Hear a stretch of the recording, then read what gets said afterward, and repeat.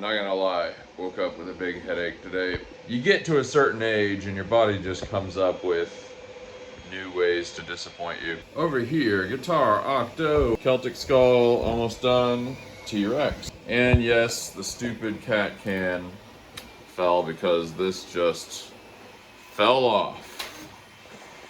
So that's fun. Got a big Sharko here and a T-Rex arm. Making a big drink cup. Fries almost done, and oh yeah. Yup, the burrito's still going. Gonna be closing on 8 days. And a T-Rex skull over here. Just got done. Guitar Octo, little fries. Oh yeah, fry time. Very nice orange Guitar Octo. Here we've got the jet black Guitar Octo. Always a favorite, just looking slick as heck. Oh yeah. Getting so close, guys. Everybody in the audience, cross your fingers. And we finally sold the first Tolkien pipe holder. Very nice. Ukulele hanger. And here we've got our nice yellow Guitar Octo. You know, I was thinking of that phrase, the carrot and the stick. You know, what it always was in those cartoons is like they're taking a donkey and they're putting a carrot and dangling it in front of the donkey so the donkey will go forward. I feel like that wouldn't work. I've known a donkey or two. Seems like they wouldn't fall for that. Oh, by the way, something I really wish I had captured on film or whatever, on video. The first place I went the other day with the trailer home, the guy that I bought from, he had a vintage Boston shirt on from 1987. I looked it up and it's this one. The thing that's really cool about that is they were touring for their 1986, I think, album, Third Stage, which we of course have featured on the channel before. You don't meet a lot of people that really like Boston's third album. I am one of them. I think it's super underrated. And it was just really fun to see somebody that had a shirt from that tour. Very cool. You can see that first date, Dallas, Texas. I think that's the show he went to. Yeah, he said he was in high school at the time. That's the way to go to high school. Go to a Boston concert on the weekend. 92% of Vaporito.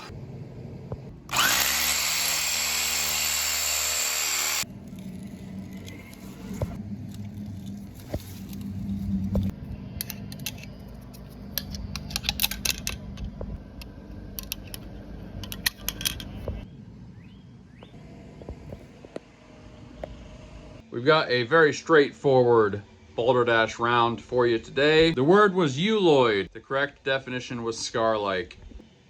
And everybody voted for that. All right, yep, everybody that voted gets a point. Before and after. That was pretty simple. We've got an old school one for you. And this is very different. Swartwouter. Swartwouter? Something like that. Swartwouter. It's all one word, Swartwouter. So you know what to do. Come up with your own definition and message me privately. And your definition will be added to the list.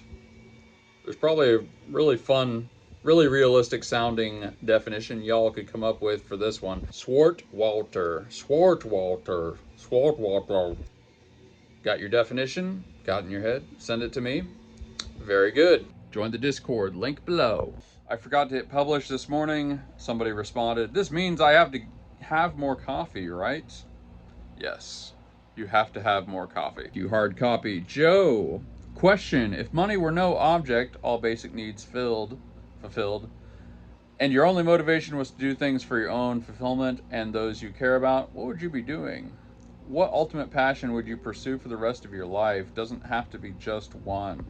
It's basically the what if it was Star Trek thing. Well, I think I'm always going to do 3D printing. It's fun. It's fun to design new things. Unless something crazy happens, again, we're crossing all the fingers, we will have a giant burrito tomorrow. I do like making giant burritos and weird things and giant food. It actually just is really fun and kind of satisfying. But yeah, inherent in the question, I would say that it pretty much has to be music. I would say that there were all these moments in music when I would be like, I was thinking about this the other day, like what are the most satisfying moments I've ever had in music? There were definitely some times where I was playing a gig or something and you just play a song really well. The guys in Rush talk about this. Like they get that moment where they're all looking at each other. They're like, I don't think we could have played that song any better. And of course, they really pay attention to the details. That's a really good feeling when you just like nail every note. It's a rare thing, but that's a very, there's almost nothing that feels better than that. I don't know, the real answer is there are like a few specific instances where I recorded like all of a song and gotten it finished, and I knew that there needed to be like an outro or something. You know, sometimes you write a song and it's like leading up to something and leading up to something and leading up to something, except you don't have that thing that it's supposed to be leading up to yet. Let me give you an actual example. The song I'm thinking of, I don't have it online, but this is a song called "Stand" by Sly and the Family Stone. You may be familiar with it, but it's got these verses. It's hard to put it into words, but you just know when you're writing something that it's not the main part. Like you know when you're writing something that's supposed to lead up to something, some conclusion. I've thought about how to communicate this, but it just is true. Sometimes you just know you're writing something that will have an epic conclusion.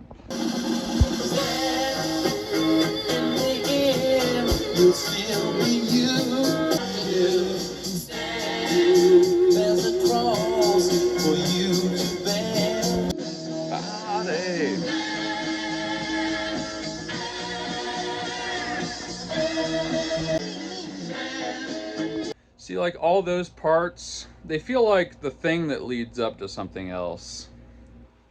And then they come up with the outro. And actually, Sly and the Family Stone, they said that when they came up with this outro, in their words, it should have been the whole song. I always kind of disagreed with that. I think you have to have the lead up and then the thing. But yeah, here's the outro.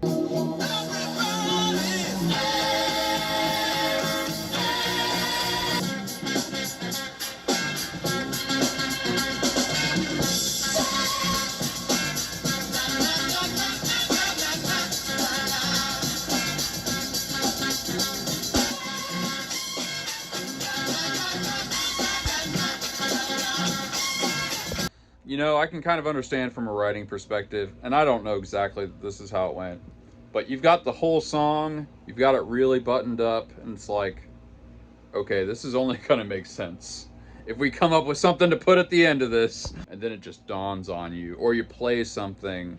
You know, there was a song I was trying to find an outro for like a week, all day, like every day, just trying a bunch of things, and like it's like that one time you just didn't want to pick up the guitar one more time, and you just like you feel a little intuition of something, like there might be something there this time.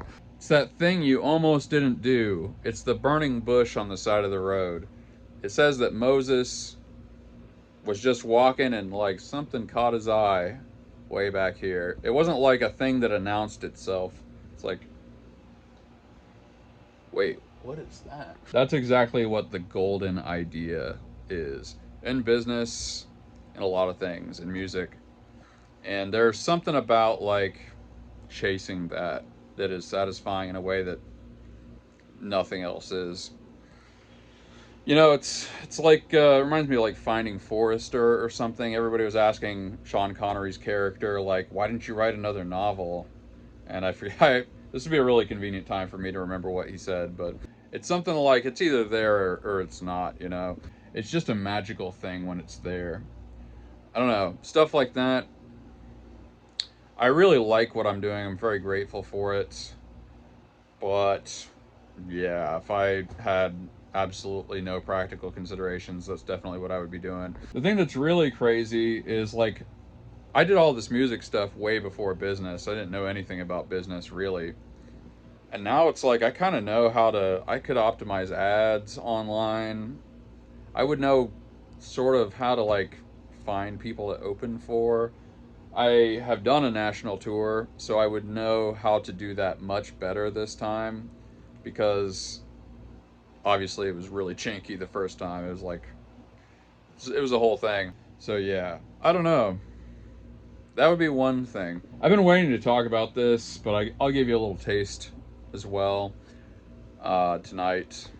I talked earlier about doing an interview show with local small businesses, kind of at the beginning of the year and stuff.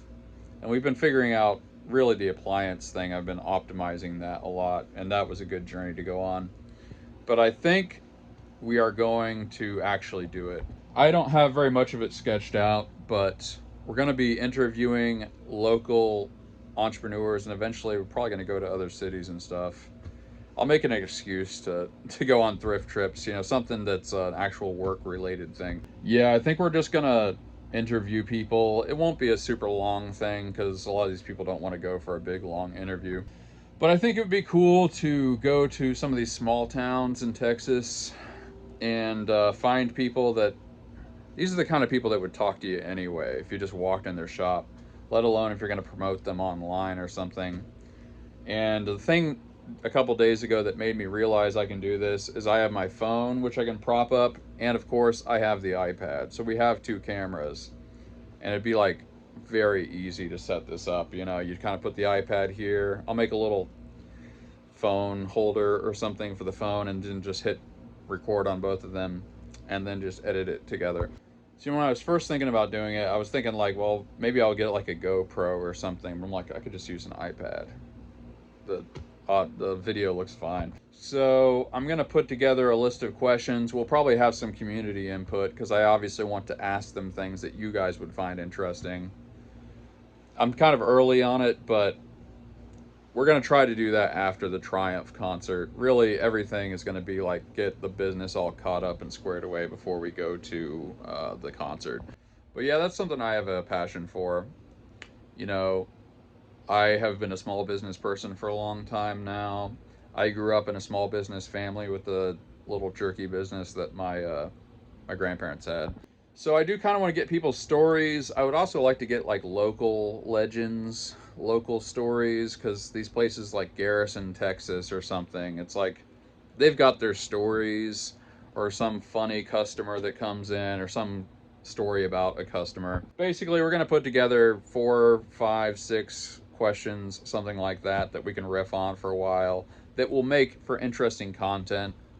I just think it's interesting because billionaires and big famous people get interviewed all the time, but nobody even thinks about the guy with the small Italian restaurant or the tire shop down the street. I find that super interesting, and it's been on the back burner in my mind for months now.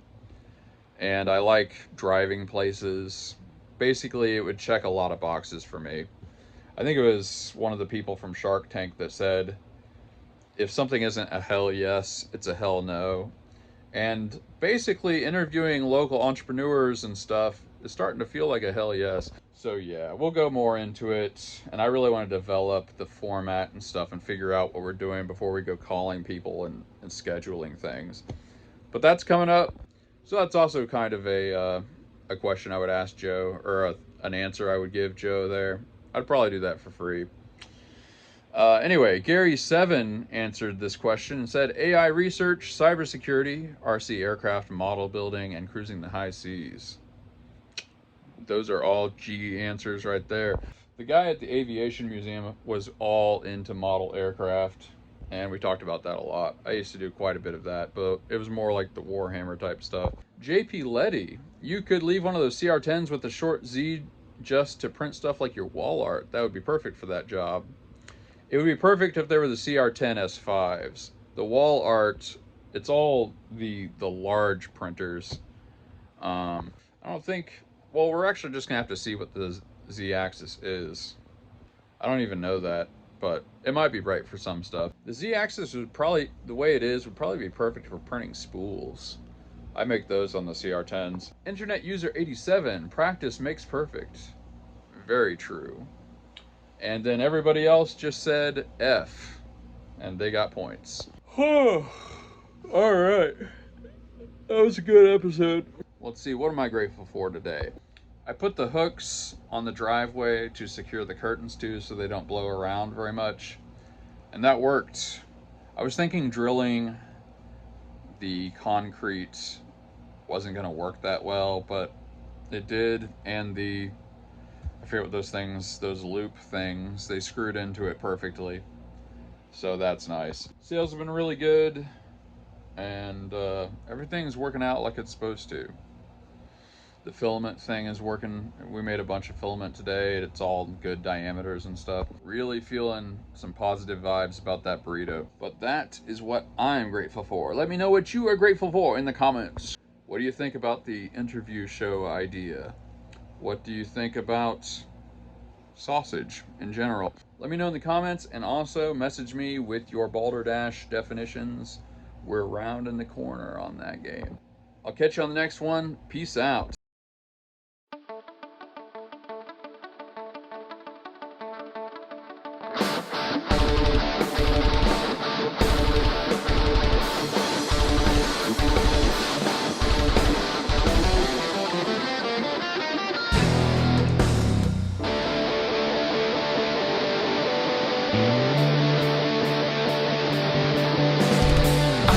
Stay around you. I can't say what I need. These blinding are the lessons I'm seeing to be standing in a moment. What has been is cast aside and frozen there as time reload. I know that you must have died.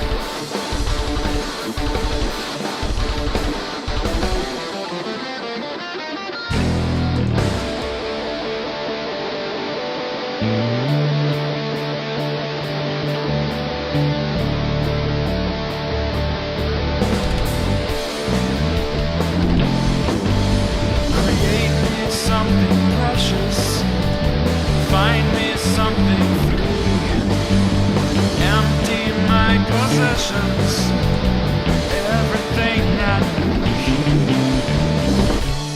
Through emotions, and we're all going to die. So leave me something precious, another sunlight.